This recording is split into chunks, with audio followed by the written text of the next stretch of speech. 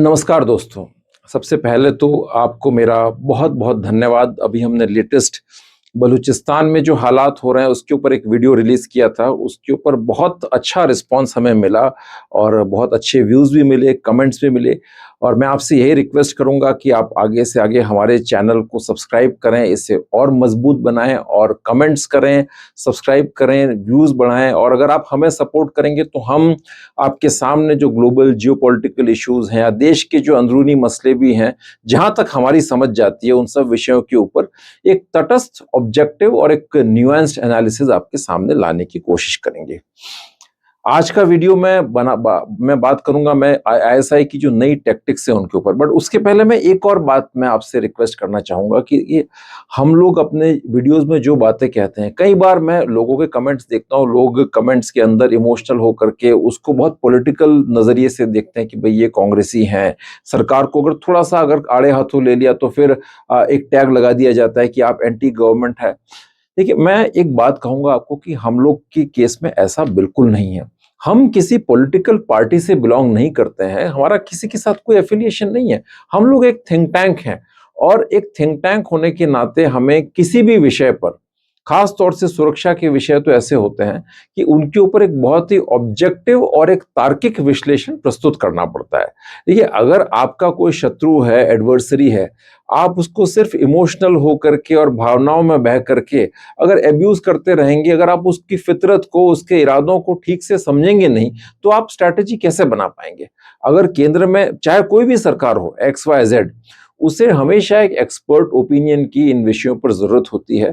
तो मेरा जो दायित्व है as a subject matter expert, वो ये है कि मैं बिना इमोशनल रेटरिक में फंसे हुए इन विषयों पर बड़े ऑब्जेक्टिव और तटस्थ भाव से विचार करूं और जो ठीक ठीक विश्लेषण जो बैठता है और जो बात होनी चाहिए वही बात मैं करूं।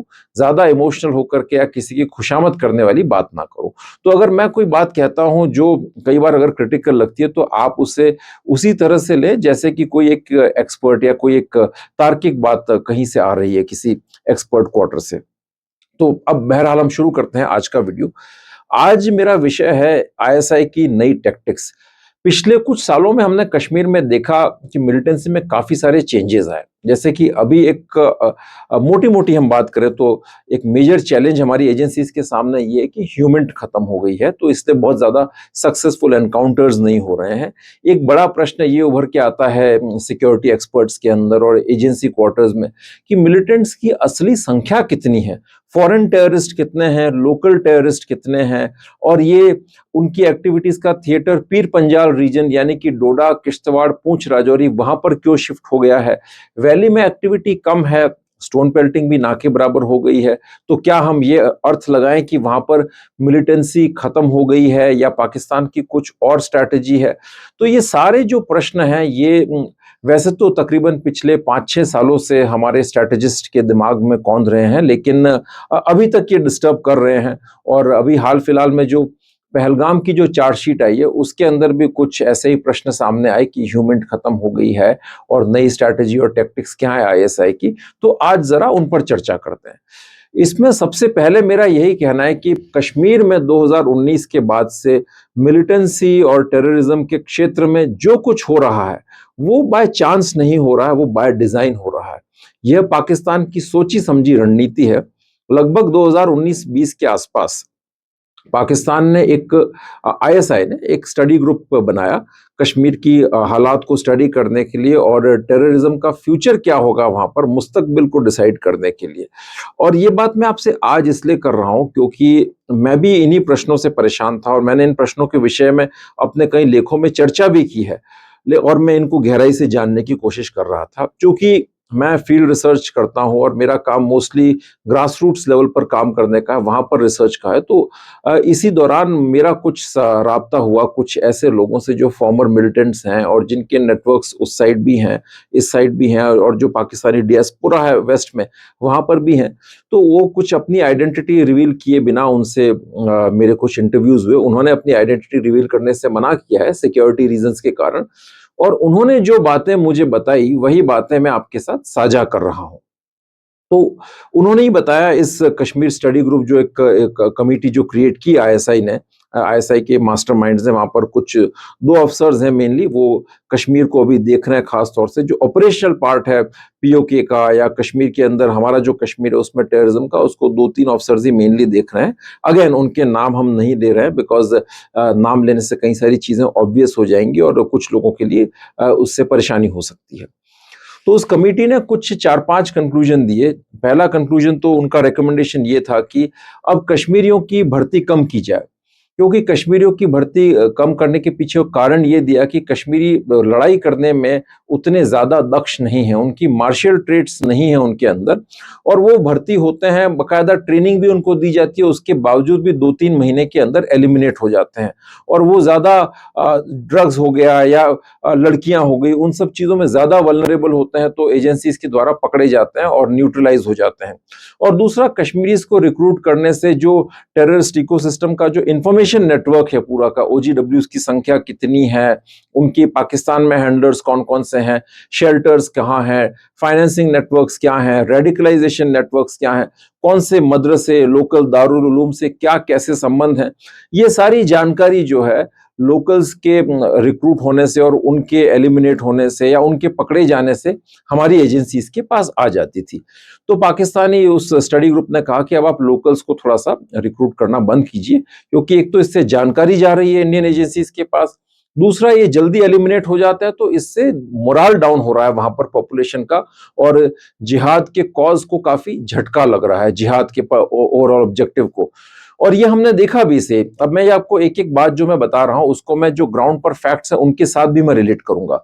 सन 2016 से 2019 के बीच में, यानी कि बुरहान वानी के एनकाउंटर के बाद जो मिलिटेंसी कश्मीर में खड़ी हुई, उसमें बहुत लोकल लड़कों ने वॉलंटियर किया और उसके अंदर उनके एनकाउंटर्स भी हुए, काफी लोग बहुत उनकी एनकाउंटर्स के अंदर मारे भी गए और बड़ी जबरदस्त कामयाबी मिली हमारी सिक्योरिटी फोर्सेस को। और ये जो लोकल कश्मीरी मिलिटेंट्स थे, ये उतने ज्यादा फॉरेन टेररिस्ट के बराबर इनके अंदर लड़ने की क्षमता या काबिलियत उतनी नहीं होती थी, तो इनके एनकाउंटर्स भी जल्दी हो जाते थे। लेकिन इसका एक फायदा जरूर हुआ कि जो एंटी इंडिया आइडियोलॉजी है और जो इस्लामिस्ट रेडिकलाइजेशन की जो विचारधारा है, रेडिकल इस्लाम, ये कश्मीर के गांव गांव में, घर घर में पहुंच गई। अब चूंकि घर घर से, गांवों से जब लड़के जाने लगे और वो एनकाउंटर से मारे जाने लगे, तो जो हेट्रेड है भारत के प्रति या जो रेडिकल इस्लाम की जो विचारधारा है, वो हर जगह अपना स्थान बना करके पेनिट्रेट कर गई। जमाते इस्लामी जैसे ऑर्गेनाइजेशंस हर जगह पेनिट्रेट कर गए। तो एक जो पर्पस था कि लोकल लड़कों को रिक्रूट करने के पीछे का क्या पर्पस, कि इस रेडिकल इस्लाम की विचारधारा को मैक्सिमम स्प्रेड किया जाए, एंटी इंडिया फीलिंग्स को मैक्सिमम फैलाया जाए, वो पर्पस तो 2019 तक ऑलरेडी अचीव हो चुका था। तो अब पाकिस्तान ने देखा कि अब हमें स्ट्रेटेजिकली इसकी कोई खास जरूरत नहीं है, तो लोकल लड़कों के रिक्रूटमेंट को कम किया जाए, या फिर अगर रिक्रूट किया भी जाए तो उन्हें हाइब्रिड मिलिटेंट्स की तरह यूज किया जाए, कि कोई उनको टास्क दिया, वो काम उन्होंने कर दिया, उसके बाद वो फिर अपने जो रूटीन जिंदगी के काम है, कोई प्रोफेसर है, कोई टीचर है, तो कोई व्यापारी है, वो उन सब में वापस अपने काम को रिज्यूम कर लें और किसी फॉर्मली किसी ऑर्गेनाइजेशन को ज्वाइन नहीं करें, या उसको जाहिरा तौर पर अनाउंस करके किसी ऑर्गेनाइजेशन में उनकी ज्वाइनिंग ना दिखाई जाए। ये मॉडल उन्होंने फॉलो किया और ये हमने कश्मीर में देखा भी। पिछले 5-6 साल के अंदर आपको लोकल रिक्रूटमेंट में एक गिरावट मिलेगी। और साथ ही साथ आईएसआई ने यह भी कहा कि अब हमें जो है मिलिटेंसी पर स्ट्रिक्ट कंट्रोल चाहिए, तो ज्यादा से ज्यादा हाईली ट्रेन्ड फॉरेन टेररिस्ट को आप भेजें, उनको भेजा गया कश्मीर। और उसके साथ ही साथ जो ग्रुप्स थे उसमें हिजबुल मुजाहिदीन को छोड़ करके बाकी सारे ग्रुप्स को एक तरह से मर्ज करने की बात सामने आई। Merge for what? For operational purposes, कि कश्मीर में जो भी ऑपरेशनल आपको प्लानिंग करनी है और जो वारदात करनी है उसके मद्देनजर इनको मर्ज किया जाए। ऐसा नहीं कि उनकी आइडेंटिटी खत्म कर दी जाए। तो उस लिहाज से हुआ क्या, जैश ए मोहम्मद, लश्कर तैयबा, अल उमर मुजाहिदीन, इस तरह की तमाम तंजीमों को एक ही जगह रखा गया इस्लामाबाद में और इनको ऑपरेशनल पर्पसेस के लिए इनको मर्ज कर दिया गया। इनका कंट्रोल डायरेक्ट आईएसआई के हैंडलर्स के हाथ में, और वही इनकी एक्टिविटीज कोऑर्डिनेट करते थे और ये जॉइंटली ऑपरेशंस करने लगे कश्मीर के अंदर। इसके साथ ही साथ एक रिकमेंडेशन ये भी थी उसकी कि कश्मीर में ऐसे लोकल ग्रुप्स बनाए जाएं जिनके नाम सुनकर के ही इंडियन एजेंसीज को और विदेशियों को कंफ्यूजन हो जाए। उनके नाम कैसे रखे गए? People's Anti Fascist Force, the resistance Front, Kashmir Tigers, Allah Tigers, Lashkar Mustafa. अब आप देखेंगे इसमें कई सारे नाम बड़े सेक्युलर किस्म के नाम हैं, जैसे कि the resistance front, people's anti fascist force. इन नामों को सुन के ऐसा लगेगा कि ये लोग वाकई में इनके ऊपर कोई जुल्म हो रहा है ऑक्यूपेशन आर्मी के द्वारा, या फिर जो है हिंदू फंडामेंटलिस्ट के द्वारा कोई जुल्म हो रहा है। तो झूठी बात है, लेकिन एक ऐसा एक इमेज क्रिएट करने की कोशिश की गई, तो और उनके खिलाफ ये लड़ रहे हैं। या फिर आपको लगेगा कि ये कुछ लेफ्टिस्ट किस्म की विचारधारा के ग्रुप्स हैं और ये जिहादी टेररिस्ट नहीं है। तो ये ग्रुप्स क्रिएट किए गए। एक पर्पस पाकिस्तान का ये भी था कि उस वक्त एफएटीएफ का शिकंजा पाकिस्तान पर बड़ा जबरदस्त कसा जा रहा था 2019-20 के आसपास। उस वक्त भारत के और अमेरिका के ताल्लुकात भी बड़े अच्छे थे, ट्रंप के मोदी साहब के साथ रिश्ते भी बड़े अच्छे थे। अमेरिका चाहता था कि भारत को चीन के खिलाफ एक फ्रंट के तौर पर खड़ा किया जाए, तो अमेरिका को भारत की जरूरत भी थी, एक मार्केट के तौर पर भी और जियो स्ट्रेटेजिकली भी, क्वाड के अंदर चाइना के खिलाफ। इसी कारण पाकिस्तान अलग थलग पड़ रहा था और पाकिस्तान के मन में ये भय बैठ गया कि ऐसी स्थिति के अंदर हो सकता है पाकिस्तान को ब्लैकलिस्ट कर लिया जाए। और याद रखिए उस वक्त पुलवामा फिदाइन अटैक भी हुआ था, तो काफी संभावना थी कि पाकिस्तान ब्लैकलिस्ट हो सकता था। तो इन संभावनाओं को दरकिनार करने के लिए पाकिस्तान ने इस तरह के ग्रुप्स क्रिएट किए गए, जो जिनका नाम अभी मैंने लिया, जो कि सेक्युलर से साउंड लगने वाले थे और कश्मीर के अंदर ऑपरेट कर रहे थे। दूसरा पर्पस ये था, इसके पीछे ये दिखाना था कि ये ग्रुप्स जो हैं 370 को हटाने के खिलाफ काम कर रहे हैं, इनका जिहादी रेडिकलाइजेशन से कोई लेना देना नहीं है। और ये ग्रुप्स जो है कश्मीर में आउटसाइडर्स जो कि सेटल किए जा रहे हैं उनके खिलाफ लड़ रहे हैं। अब चूंकि आउटसाइडर सेटल तो किए जा नहीं रहे थे कश्मीर के अंदर, ऐसा कोई कोलोनाइजेशन कश्मीर में भारत ने ना आज तक किया है, ना उसकी कोई भविष्य में कोई उम्मीद है। लेकिन पाकिस्तान को एक ऐसी झूठी इमेज क्रिएट करनी थी ग्लोबली, वर्ल्ड में, ताकि भारत के खिलाफ एक मजबूत प्रोपेगेंडा वॉर किया जा सके। तो इसलिए उन्होंने ये किया।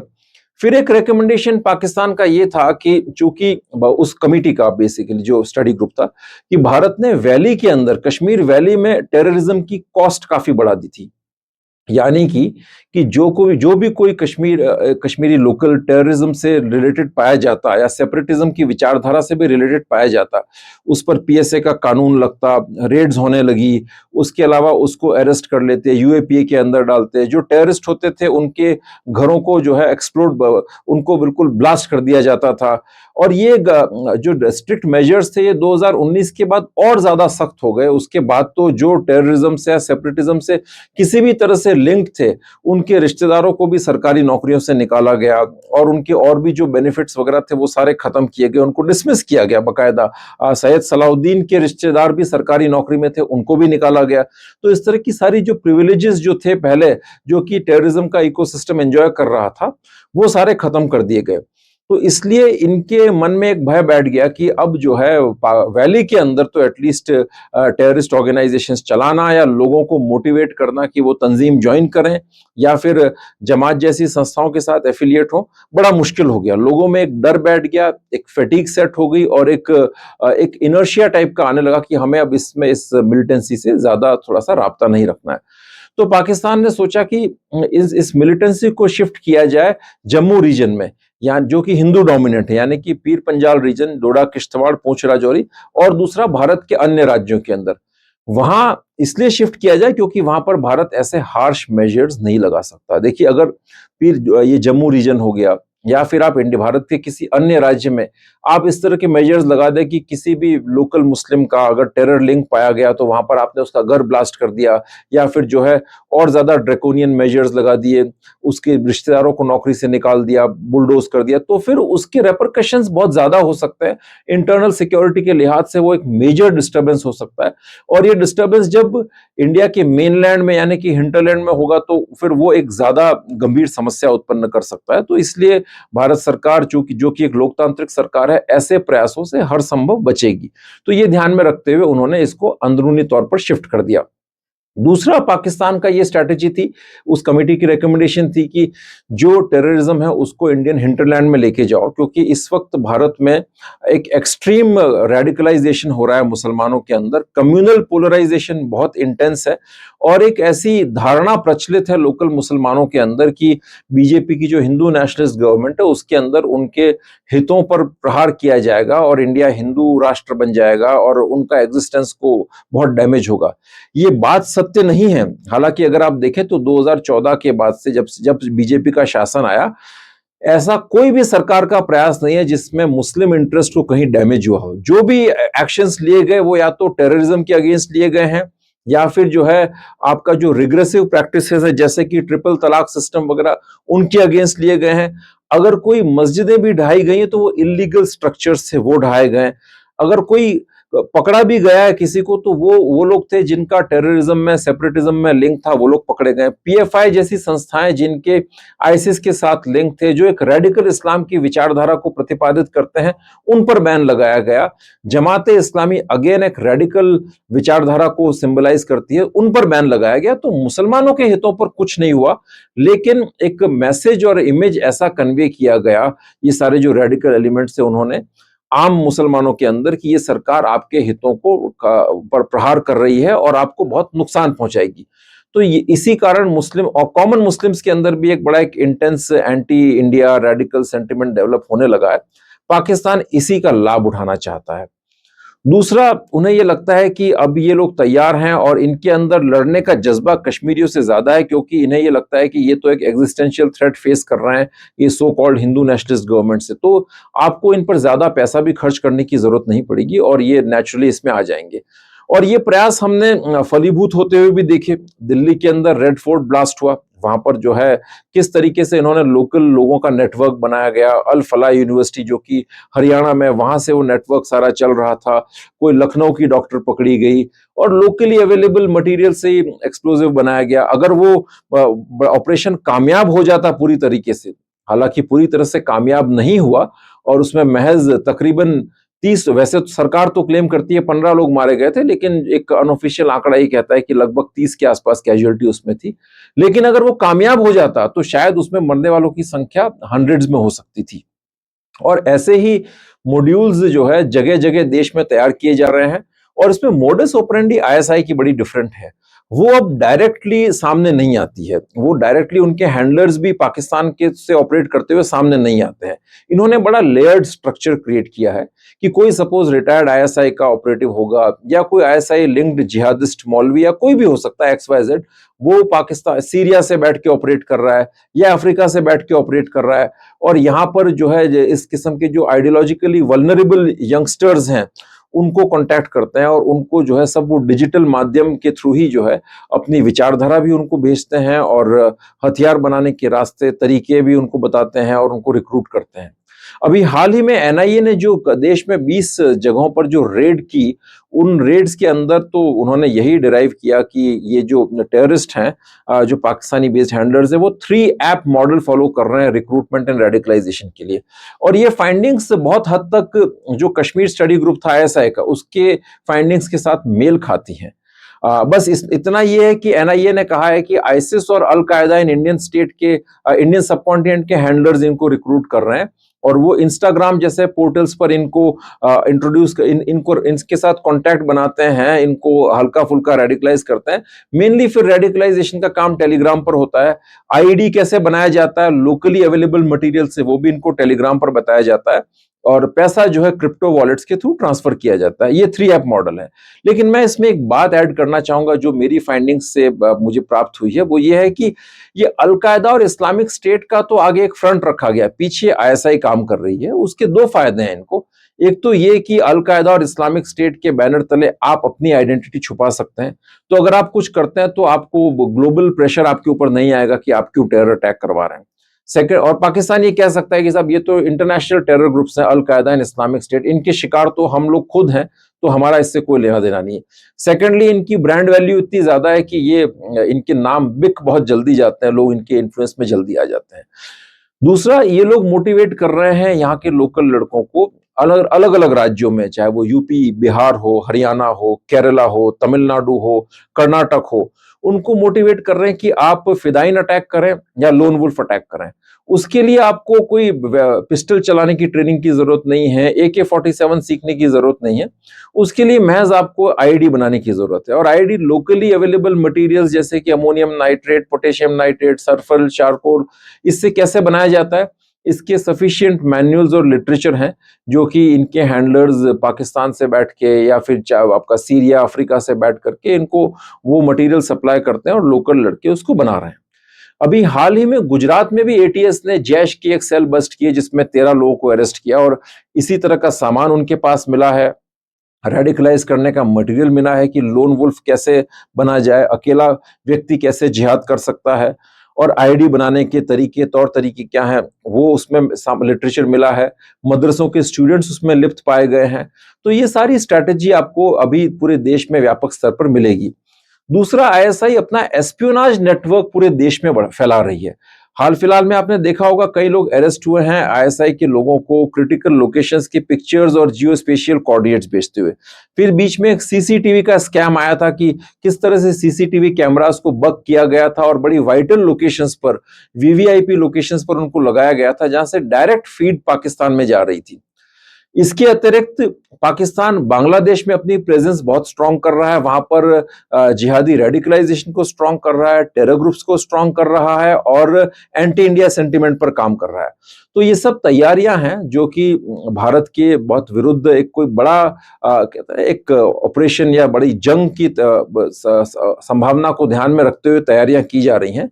और मैं एक चीज आपको बता दूं कि अभी पाकिस्तान को ये लगता है कि उसका एक डिप्लोमेटिक अपर हैंड है क्योंकि उसने वेस्ट एशिया में नेगोशिएशंस में एक ठीक ठाक सा एक रोल प्ले किया है, इसीलिए वो इस चीज को कंसोलिडेट करना चाहता है, तो डायरेक्टली किसी टेरर की एक्टिविटी के अंदर इन्वॉल्व होने से बच रहा है। लेकिन वो ये ग्राउंड जरूर तैयार कर रहा है और फ्यूचर में अगर पाकिस्तान आर्मी को कोई एग्जिस्टेंशियल थ्रेट फील होता है लोकल लेवल पर पॉलिटिकली, या तो किसी और पॉलिटिकल पार्टीज के थ्रू या फिर जो है बलूच सेपरेटिस्ट के थ्रू या पीओके के अंदर, तो फिर वो भारत के साथ तनाव को बढ़ा सकते हैं, चीजें एस्केलेट कर सकते हैं, पाकिस्तान को इस्लाम के नाम पर मोबिलाइज करने के लिए और पाकिस्तान आर्मी की अहमियत को और ज्यादा मजबूत करने के लिए। ये तो एक शॉर्ट टर्म बात हुई, लेकिन लॉन्ग टर्म के पॉइंट ऑफ व्यू से अब ऐसी पूरी बात सामने संभावना लगती है कि पाकिस्तान शायद भारत से एक बड़ी जंग की तैयारी कर रहा है और उसकी संभावनाएं नकारी नहीं जा सकती। पिछले 10 सालों में जब जब भी भारत का पाकिस्तान के साथ तनाव हुआ है उसके बाद एक छोटा मिलिट्री एस्केलेशन जरूर हुआ है। आप देखेंगे 2016 में उड़ी फिदाइन अटैक के बाद जो है उड़ी सर्जिकल स्ट्राइक हुई, फिर पुलवामा फिदाइन अटैक के बाद बालाकोट स्ट्राइक हुई, उसके बाद पहलगाम के बाद तो एक 3-4 दिन का वॉर ही हो गया और धीरे धीरे इंडिया का रिस्पॉन्स का जो स्केल है वो बढ़ता जा रहा है। तो फ्यूचर में अब अगर कोई प्रॉपर टेरर अटैक भारत में होता है तो शायद भारत और पाकिस्तान के बीच में एक कन्वेंशनल वॉर की पूरी संभावना बनती है जिसमें पाकिस्तान जम करके ड्रोन्स का यूज करेगा और प्रॉपर मिलिट्री एस्केलेशन होगा और अंदरूनी तौर पर पाकिस्तान ये जो प्रॉक्सी एक्टर्स हैं कश्मीर में जो टेरर ग्रुप्स हैं इनको यूज करेगा और भारत के अंदर भी जो उसके जो रेडिकलाइज्ड एसेट्स हैं, यंगस्टर्स हैं, टेरर ग्रुप्स हैं, उनकी एक्टिविटीज को यूज करेगा इंटरनल डिस्टर्बेंसेस क्रिएट करने में, हमारी फोर्सेस के मोबिलाइजेशन को और मूवमेंट को रोकने के अंदर। और ऐसी स्थिति में बांग्लादेश फ्रंट पर भी बांग्लादेश में जो सरकार है, मिलिट्री है और जो टेरर ग्रुप्स हैं या जो पाकिस्तान के एसेट्स हैं वो नॉर्थ ईस्ट में हमारे लिए डिस्टर्बेंसेस क्रिएट कर सकती हैं। चाइना भी पाकिस्तान को सपोर्ट करेगा, ये सारी स्थितियां बन सकती हैं। अब प्रॉपर उस युद्ध में क्या होगा उस पर तो हम एक दूसरे वीडियो में विचार करेंगे, लेकिन मैं एक बात और कहना चाहूंगा कि अगर हम इस जियो स्ट्रेटेजिक चीजों में डेप्थ में जाना चाहते हैं तो कहीं ना कहीं हमें आईएसआई के नेचर को और उसकी एक्टिविटीज को भी समझना चाहिए। उस पर डिटेल में डेफिनेटली फिर कहीं बात करेंगे, लेकिन मैं आपको एक दो एग्जांपल अभी जरूर देना चाहूंगा कि आईएसआई का काम करने का स्टाइल क्या है। देखिए, आईएसआई जो काम करती है वो 9 से 5 की नौकरी नहीं करती, उसके लिए इंडिया से वॉर एक रिलीजियस वॉर है, ये जिहाद का मिशन है जो कि हमारे कई डिप्लोमेट्स और हमारे सिक्योरिटी एक्सपर्ट्स अभी भी इस चीज को स्वीकार नहीं करते हैं। जो व्यक्ति आईएसआई में एक बार रिक्रूट होता है वो रिटायर नहीं होता है, वो रिटायरमेंट के बाद भी किसी न किसी तरीके से उनके साथ एफिलिएटेड रहता है, वो रिलीजियसली रेडिकलाइज हो जाता है। अब वो चाहे अफगानिस्तान में बैठ करके टेररिस्ट एक्टर्स के साथ काम करे या सीरिया में बैठ के काम करे या अफ्रीका में बैठ के काम करे, वो काम आईएसआई के लिए किसी न किसी कैपेसिटी में करता रहता है। और आईएसआई के अंदर मल्टीपल कंपार्टमेंट्स हैं, बहुत ही प्रोफेशनल तरीके से चीजों को लिया जाता है। एक विंग सोशल एक्टिविटीज को, एक विंग पॉलिटिकल एक्टिविटीज को, फिर साइकोलॉजिकल सोशियो इकोनॉमिक एक्टिविटीज को, उनके अलग अलग विंग्स देखते हैं। एक विंग थियोलॉजी को देखता है, एक विंग प्योरली शेयर मार्केट्स को स्टडी करता है, एक विंग उनका आजकल अफ्रीका के अंदर जो बैंक में जो फ्रॉड्स हैं और जो लूप होल्स हैं उनको स्टडी कर रहा है, मनी लॉन्ड्रिंग कैसे की जाए। आईएसआई अफ्रीका के अंदर कॉफी प्लांटेशंस के अंदर इन्वेस्ट कर रही है कि इससे पैसे की मनी लॉन्ड्रिंग कैसे की जाए। तो वो अलग अलग लेवल पर अलग अलग फ्रंट पर काम करती है और उनका जो पेनिट्रेशन है पाकिस्तान के अंदर डोमेस्टिकली भी बहुत स्ट्रांग है, बहुत इंटेंस है। और इनके जो तरीके हैं वो लॉन्ग टर्म स्ट्रेटेजिक सोच को लेकर के काफ़ी ये लोग एक्टिव रहते हैं, रिसर्चर्स को एंगेज करते हैं और बड़े लंबे टेन्योर पर काम करते हैं लोग इनके ऑफिसर्स के साथ में। ये चीज़ें हमारे जो एजेंसीज है उनके वर्क कल्चर से काफ़ी डिफरेंट हैं। उस पर डेफिनेटली हम और डिटेल में विचार करेंगे, बात करेंगे। और भी कई सारे प्रश्न हैं कि अगर भविष्य में युद्ध होता है, भारत ग्राउंड इन्वेजन करेगा तो क्या स्थिति बनेगी, इस पर भी बात करेंगे।